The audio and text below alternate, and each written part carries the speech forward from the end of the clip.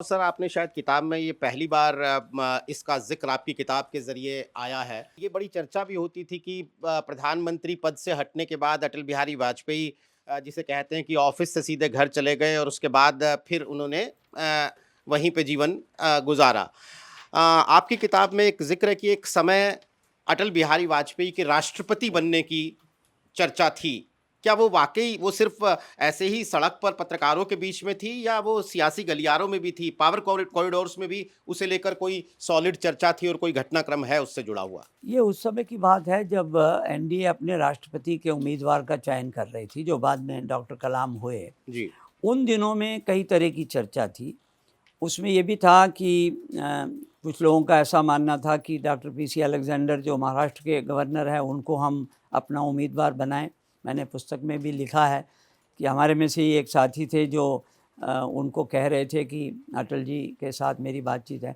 उनका तर्क ये था कि अगर हम एक क्रिश्चियन को राष्ट्रपति बनाएंगे तो सोनिया गांधी का रास्ता बंद हो जाएगा, क्योंकि देश में प्रधानमंत्री और राष्ट्रपति दोनों क्रिश्चियन नहीं हो सकते। लेकिन हुँ। अटल जी ने इस तर्क को कभी स्वीकार नहीं किया, माना भी नहीं, और बाद में जो सामने आया उससे और स्पष्ट हो गया। दूसरे उम्मीदवार के तौर पर चल रहे थे उस समय के उपराष्ट्रपति कृष्णकांत जी। तो ये दो नाम चर्चा में बहुत थे। लेकिन पार्टी में एक ये चर्चा थी कि हमारे पास बहुमत है, हम लोग क्यों ना भारतीय जनता पार्टी का अपना एक राष्ट्रपति बनाएं। मैं समझता हूँ ये भी कोई बड़ी स्वाभाविक ही बात है। लेकिन उसमें से एक ये चर्चा निकली कि क्यों ना अटल जी अब राष्ट्रपति बन जाएं। तो अटल जी राष्ट्रपति बन जाएं तक की तो बात हो रही थी, लेकिन स्वाभाविक ये था कि अगर अटल जी राष्ट्रपति बनेंगे तो आम आम बात है कि फिर प्रधानमंत्री तो अडवाणी जी को बनना होगा। हुँ।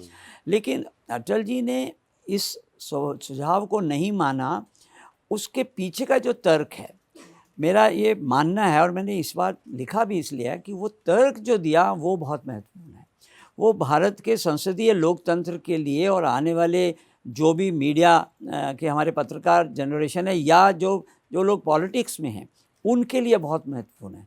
तो उन्होंने कहा और हम लोगों के सामने कहा कि भारत के संसदीय लोकतंत्र प्रणाली में प्रधानमंत्री जो होता है वही देश का नेता होता है, सर्वमान्य नेता होता है और पॉपुलर लीडर भी होता है, और वो जनता के द्वारा बहुमत से चुना जाता है, सांसदों के द्वारा।